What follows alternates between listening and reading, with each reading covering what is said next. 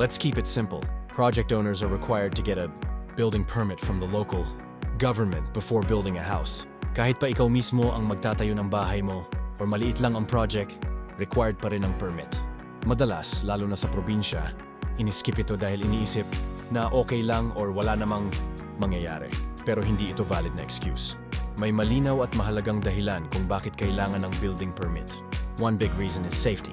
Building permits make sure na may proper checking ng plans bago magsimula ang construction.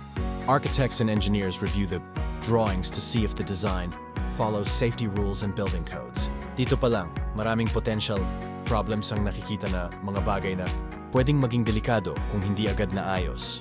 Through this process, possible hazards are identified early and corrected before construction starts. Ibig sabihin, mas kaunti ang risk ng aksidente sa site at mas protektado ang mga workers. Hindi lang ito para sa construction stage, kundi pati para sa future occupants ng bahay, ikaw at ang pamilya mo.